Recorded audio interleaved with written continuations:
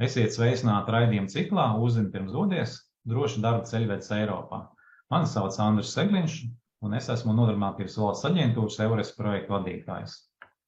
Raidījumos mēs apskatām jautājumus, kurus ir būtiski noskaidrot pirms došanās uz kādu no Eiropas valstīm, un apskatīsim tādus jautājumus kā darba tirgus situācija, reģistrācijas procedūras ierodoties attiecīgajā valstī, darba līguma slēgšana, darba līgumā un dzīvošanas nosacījumi. Katrs raidījums ir veltīts noteiktai valstī, un šodien mēs runāsim par Vāciju. Un uz sarunu esmu aicinājis Vācijas Nodarbinātības aģentūras, starptautisko darbiekārtošanas konsultantus Veru Onenbriku un Oliveru Rungi. Hello, Vera and Oliver. Hi, Andres.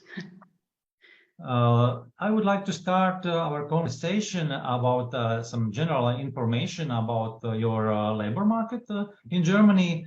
And Germany is known as the largest economy in Europe and also largest labor market. And please tell us what are the current trends of your labor market and what employees are demanding, and maybe what are also some shortages if you have that.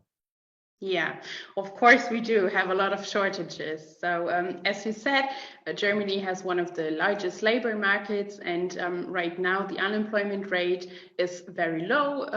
In June it was 5.5%. It is rising a little bit, but that is due to the overall crisis. I think it's the same everywhere in Europe or maybe the world even.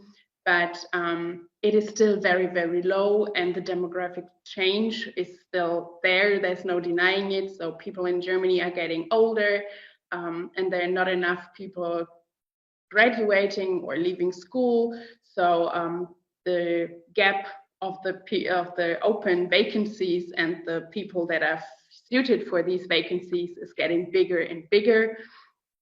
And for right now, for example, we have around 769,000 open vacancies published in our employment agency in the job board. One of the biggest shortages is in the IT sector. So we have more than 137 open vacancies in this industry alone. So there's a lot of potential for newcomers, for people who want to work in Germany. And IT is not the only industry or sector where we are looking for skilled professionals. We are also looking for people who work in the so-called green jobs. That is also an industry that is fastly growing in Germany. So there's a lot of potential as well. Of course, healthcare professions, I think that's the same everywhere as well. Doctors and then engineers, of course, that also goes a little bit with the IT field. But also people who learn the craft that are very much in demand in Germany as well. We have a lot of vocational trainings or spots for vocational trainings that could not be filled, so that could also be an option. And the transport sector as well is looking for people. And last but not least, also social professions, for example, preschool teachers, are in high demand in Germany. So as you can see, there's a large field, a lot of opportunities here in Germany. And do you have maybe also some regional differences in labor market or it's or demand is in all country? It is in all of the country, but for example, IT specialists or engineers, that's more in the south of Germany, as we have a lot of companies in this sector, in this industry, in this area. So, for example, if you're looking for an engineering position, then maybe the south of Germany is a better place to start looking than the north. That does not mean that there are no jobs further north, but yeah, there are some tendencies, you could say. Yeah. Yes, we see that a lot of opportunities and in different business sectors there are in a German labor market. Then if we talk further about looking for a job in Germany, then if someone is interested in German labor market, then what is the best way and where and how to look for a job in Germany? Yeah, there are a lot of ways to take a look for a job in Germany. I think it's always a very good idea to go to the website makeitingermany.com. You can take a look in Google or Bing or other platforms, and then you will get there. This platform, makeitingermany.com, has a quick check tool on training and employment opportunities in Germany, assistance on finding a job, and information on living and working in Germany. Information is available not only in German, but also in English, Polish, French, and in other 15 languages. A tip here, you can contact advisors directly via makeitingermany.com. The advisors will support you in finding and applying for a job and provide guidance on living conditions in Germany. They speak English and possible other languages. So maybe there is an advisor that speaks also Slavic languages. You can also register for web tutorials on specific topics, such as the recognition procedure or living conditions in Germany. And here you can register at www.arbeitsagentur.de. The link we will show you under this video. And there are also on this platform arbeitsagentur.de, you will find Germany's biggest job portal for the whole country. And there are jobs in German and in the English language. Another opportunity is the EURES portal publishes jobs from organizations that are explicitly looking for job seekers from the EURES area. Companies also publish vacancies on daily newspapers, in private online job sites, and on their own websites. It is a nice idea when you publish your personal profile online on social media, like LinkedIn or in Germany, especially think.de. There are business networks and there are a lot of job portals you can use for an own profile. And in this way, instead, companies will be aware of you and will be able to contact you directly. And another way, it is also common in Germany to send speculative applications. Private placements agencies offer another alternative to finding a job. They look for suitable positions for you. Inquire in advance about charges if you want to use the service of a private placement agency. Yes, thank you. And you also mentioned that this social networks, is it a popular practice now in Germany to use social networks for job search and also for presenting yourself?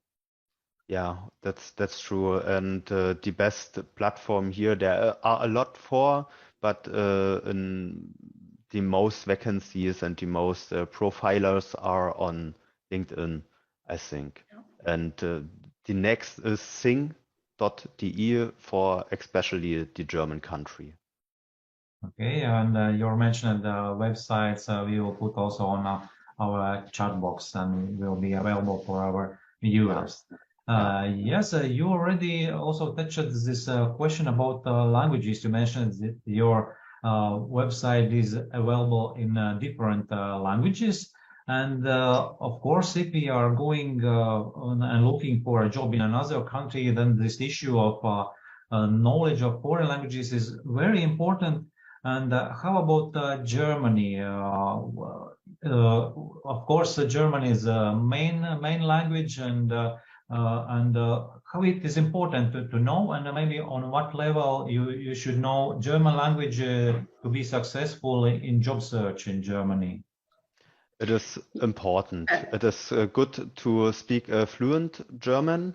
You don't need the best professional skills, but to speak a fluent German is a good chance to get a good job here. For some jobs, it is enough to speak English.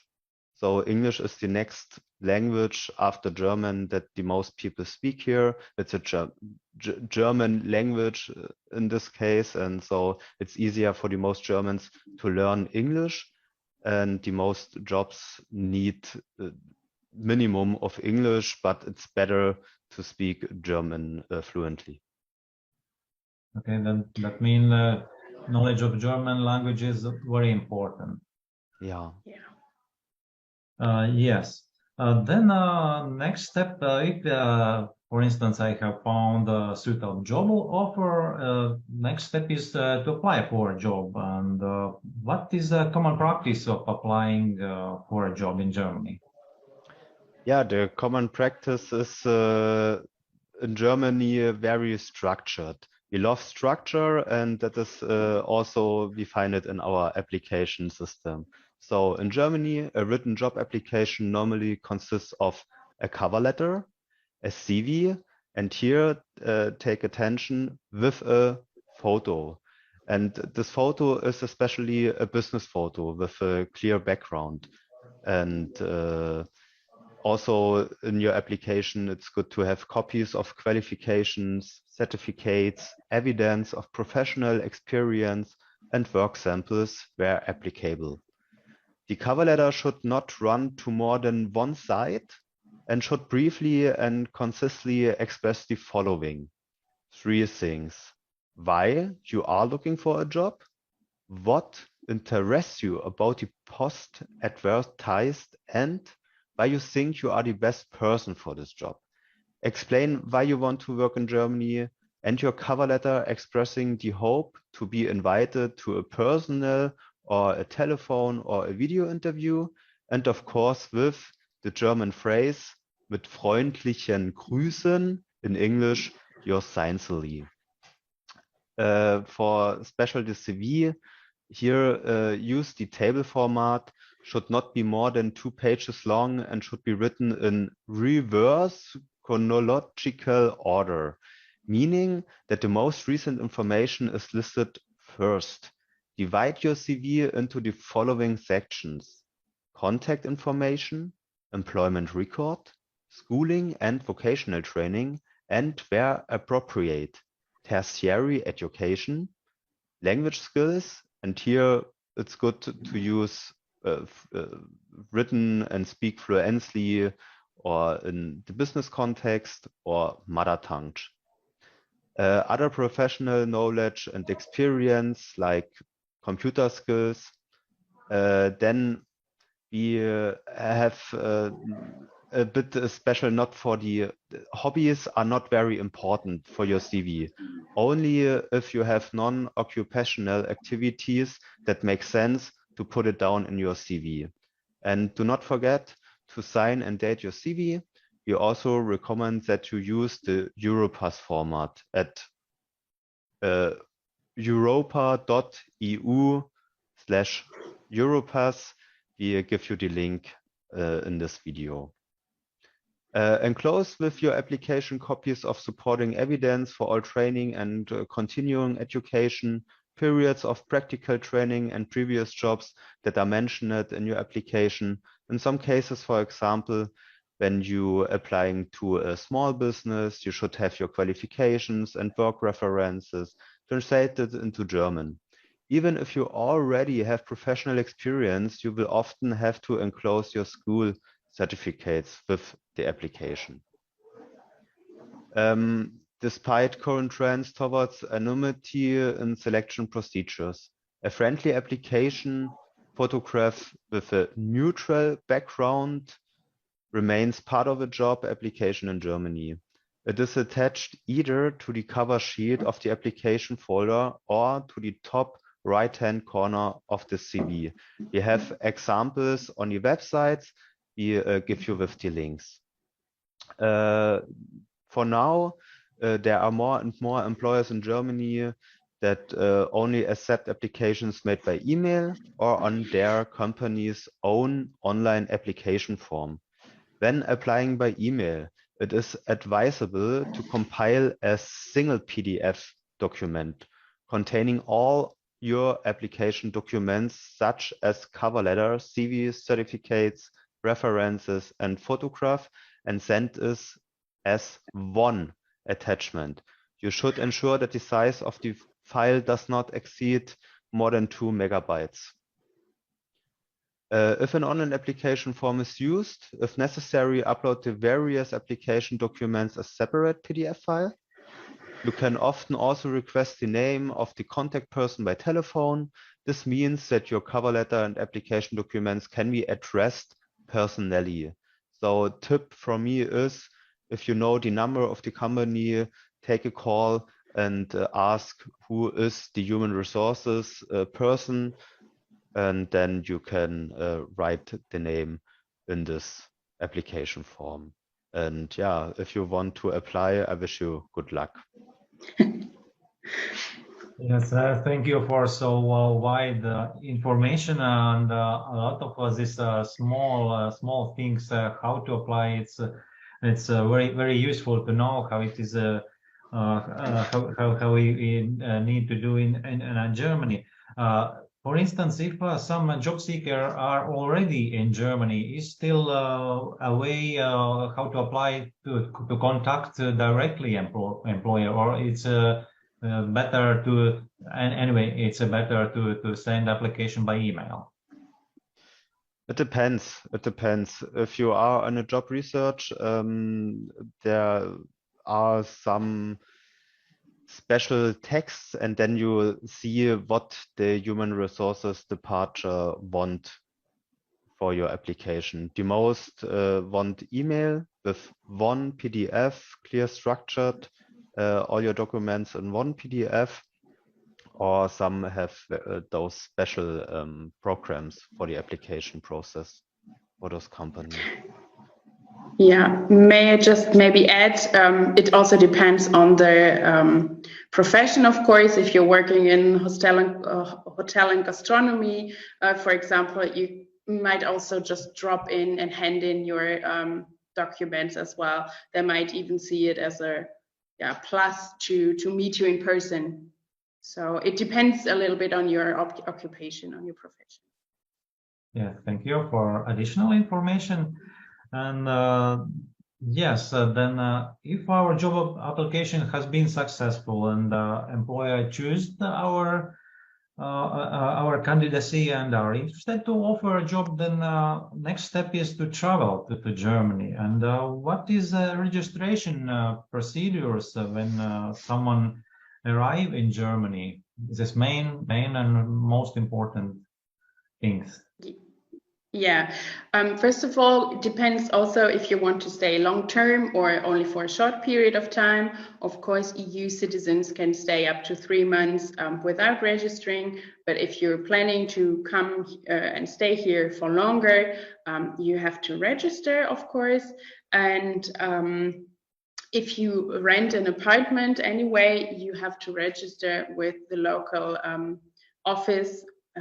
Within the first weeks after moving in, you will get a document from your landlord saying so-and-so has moved into my flat, and with this you can register at the local city hall. Sometimes it's possible to make an appointment online, so if you have already found an apartment from abroad, you can make the appointment and then do it straight away, because this registered address will help you with all the further steps. So once you do have this registered German address, you can register with a health insurance provider. It is mandatory to have health insurance in Germany, so you can choose one of the many providers. We recommend to do a little research. They offer mainly the same benefits, but some are different. So if you have special needs, for example, it is worth it to do a little research and then choose a health insurance provider. For the tax number, for example, you will get it automatically after you register. The tax office will send it to you within 2 weeks, roughly. And for the social security number, you will get that once you start working. You just tell your employer which health insurance provider you have chosen, and then they will register you with the social security system here, and then you will get the number as well. Also, if you want to open a bank account, you will need that address first, but if you have a European bank account, that's fine as well. So yeah, the registered address is sort of the first step, and then you can build on that. Yeah, then the first step is to register address, and then we can follow to the next steps. Yeah. Okay, thank Exactly. you. And of course, when we start an employment, then it's necessary to conclude a working contract.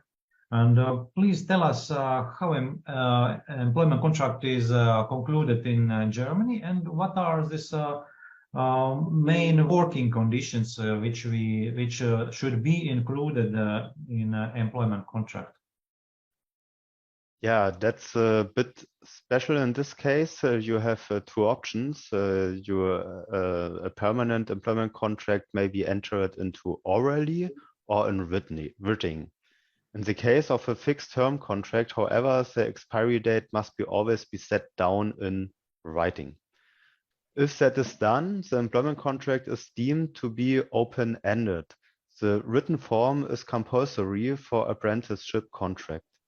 If a written employment contract has not been concluded, the company is required by the Proof of Employment Act, in German Nachweisgesetz, to set out the main working conditions in writing no later than 1 month after the agreed start of employment. Sign them and hand them over to the employee. Please think about your own safety and enclose a written contract. So a written contract is always the better option for you. It's safer. And a written contract should contain the following details: name and address of the employee, name and address of the company, place of work, description of duties, date on which employment commenced, duration of probationary period. In the case of fixed-term employment, duration of the employment relationships. In the case of permanent employment, notice period and date of termination. Weekly or daily working hours, amount of remuneration and of any supplements, payment date and method, leave allowance, and at last the reference to collective agreements and to works and service agreements. Thank you. And regarding this remuneration, is it regulated usually by collective agreements, or employer can decide what amount to pay? It depends on the job as well. Some are bound to a collective agreement and some aren't, but there's a statutory minimum wage in Germany which has to be met, and that is 12 euros at the moment. It's supposed to rise next year a little bit more, but yeah, that is the absolute minimum you have to get. Yes, and Germany is a country with this minimum wage because there are in Europe many countries where without state-regulated minimum wage. This is also important. Yes, then if we are going to work in Germany, then another important thing, first thing is to find a job, and of course important thing is also about housing. How easy is to find housing in Germany, and what you can advise how to search for some accommodation?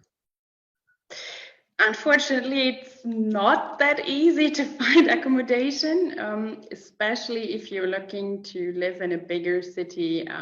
Munich, Berlin, Frankfurt, they're very popular, but it's also very, very hard to find a good apartment or any apartment that is actually.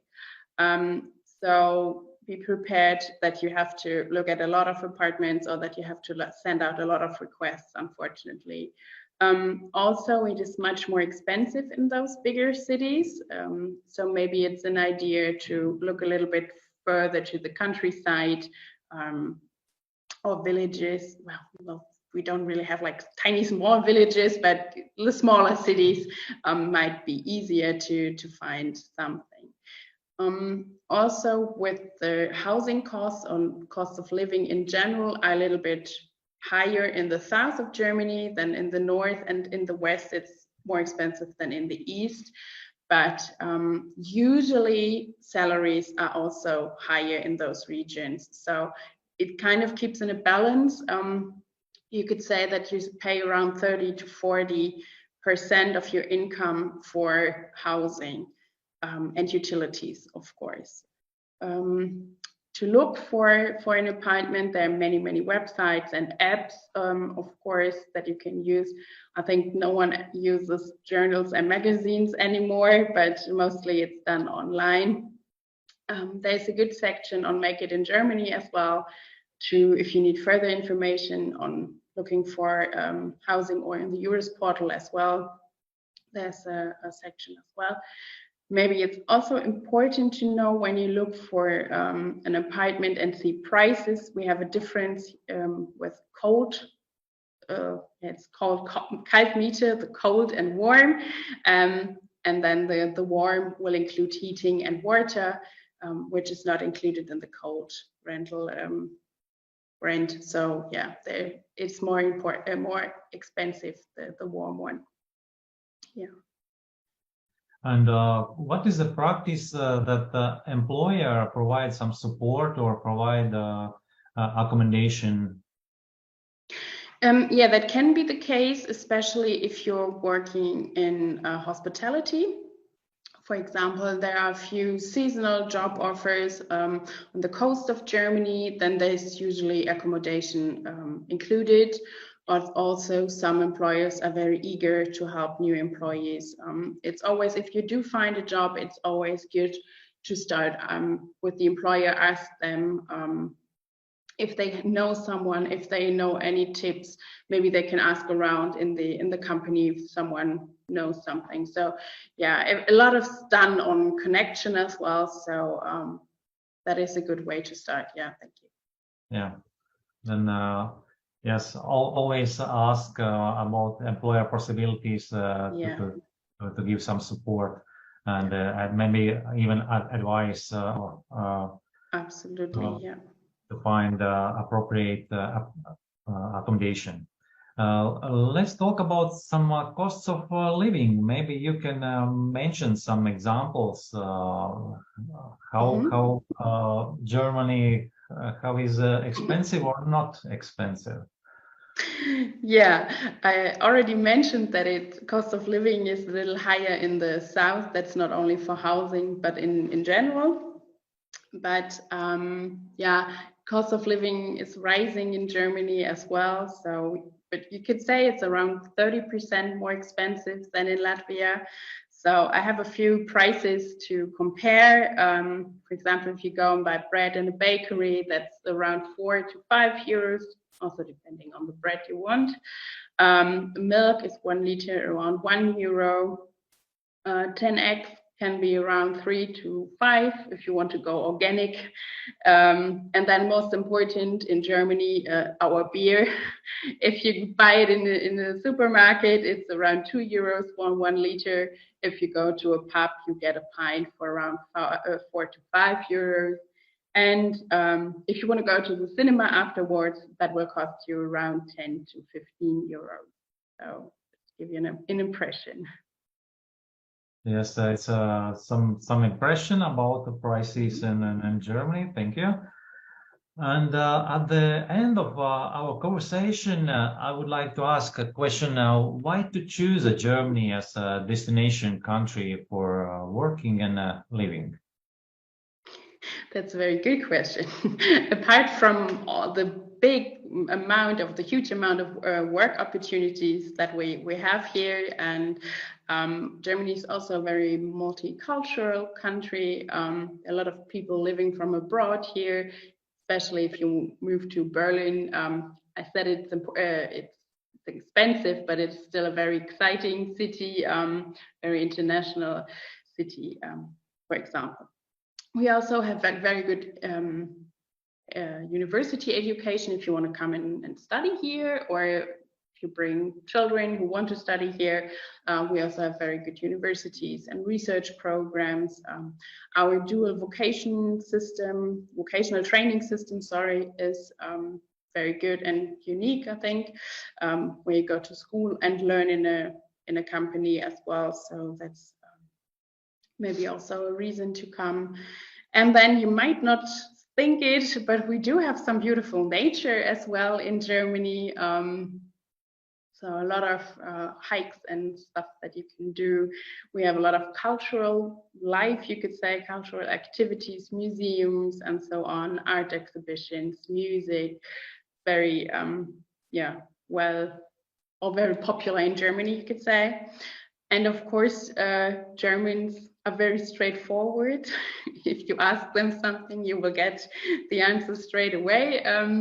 It might be a little, you might need a little getting used to, but we always say Germans are hard to befriend, but once you do make a friend in German, you have a friend for life. So. Thank you, Vera, and thank you, Vera and Oliver, for information, useful information, and important information. And I will thank you also to our viewers. Paldies visiem skatītājiem par piedalīšanos mūsu raidījumā. Un, ja jums ir nepieciešama kāda papildus informācija gan par darba meklēšanu vai par sociālās apdrošināšanas jautājumiem, starpvalstu nodokļu jautājumiem, gan dodoties uz ārvalstīm, gan atgriežoties no ārvalstīm, tad aicinu jūs sazināties ar mūsu Nodarbinātības valsts aģentūras EURES konsultantiem un centīsimies jums sniegt atbildes uz jūsu individuāliem vai arī jautājumiem. Paldies vēlreiz visiem un uz tikšanos nākošos raidījumos.